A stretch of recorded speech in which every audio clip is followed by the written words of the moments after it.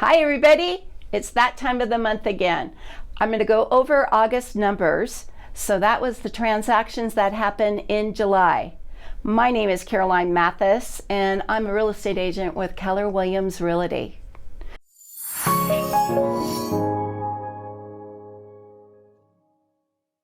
The median price for Reno Sparks single family just in our valley has gone up once again.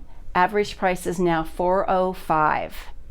This is the summertime, high selling season, so my thought is that it's probably going to settle down just a bit. You can see on this past 13 months, July's are normally our busiest month as far as prices. So my thought is that it's probably going to settle down just a bit and we'll probably be hanging right around the 400,000. Average days to contract. This has rose just by 1 day from last month, but it's now 45 days. Put the sign in the yard, 45 days later, hopefully maybe a little bit sooner than that, you should have a contract that you'll be working together with the buyer and be able to get it closed. I want to go over the housing inventory now. We have still about 2 and some odd days of inventory. Sales for the month has gone up since June. In July, we had 590 sales. The number of homes on the market, 1,385, again, in our Reno Sparks area. You can see the months of inventory. I've always told you that 6 months is right in the middle, not a buyer's market, not a seller's market. So now that it's below 6 months, you can see it's still a seller's market.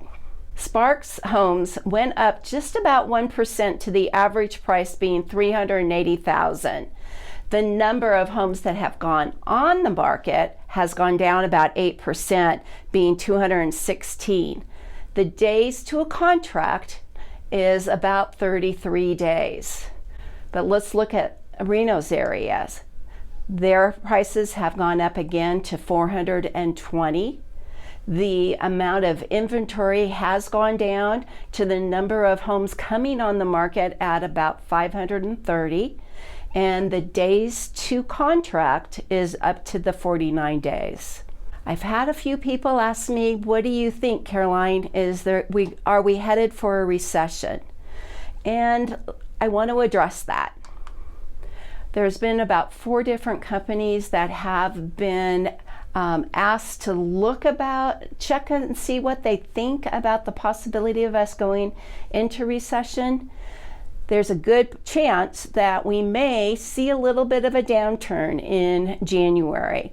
About 2/3 of the 4 companies and people that were polled on this believe that 2020 is going to be the year that we'll probably have some type of a recession. Recession does not mean a housing crisis. This is the explanation of a recession. So temporary economic decline in which trade and industrial activities are reduced. So it's hooked up with the GDP, not necessarily with the housing market. I've looked at the 5 past recessions that we've had. Everybody remembers 2008. We lost equity of almost 20%.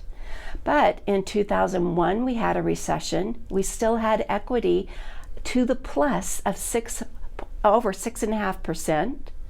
In 91 was the next one.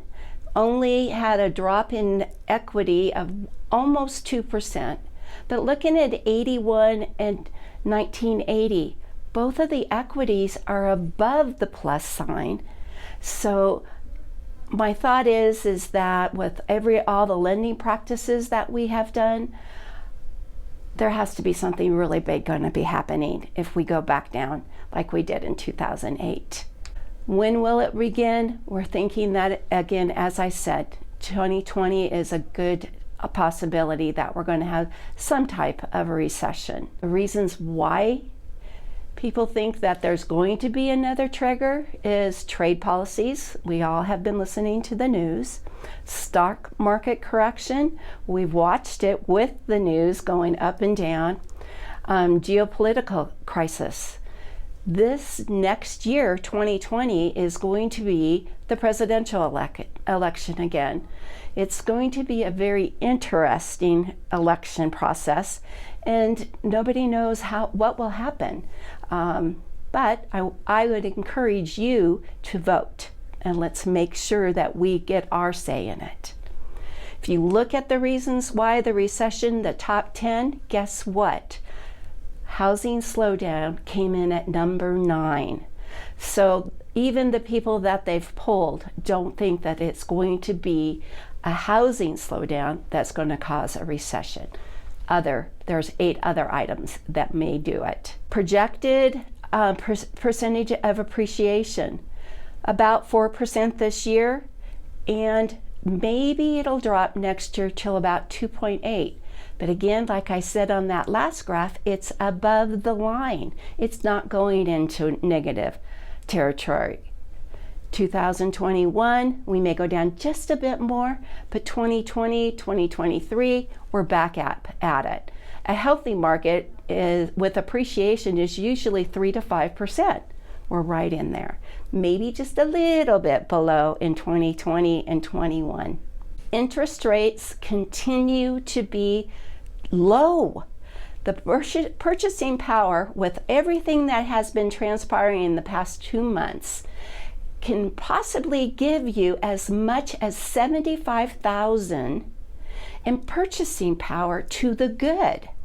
Wouldn't that be amazing? Our prices have rose, but not $75,000. So if you have questions and want to see what your purchasing power is, please give me a call. We can discuss it. I can refer you to some great lenders and people that can answer even more questions as far as money and your money matters. I hope you thought this was enlightening. I look forward to bringing this information to you every month.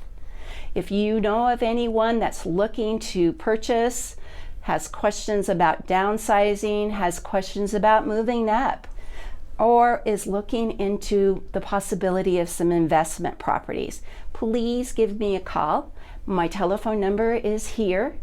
I truly appreciate you watching this. Pass it on to friends and family, and I look forward to talking to you soon. Have a fabulous rest of the August.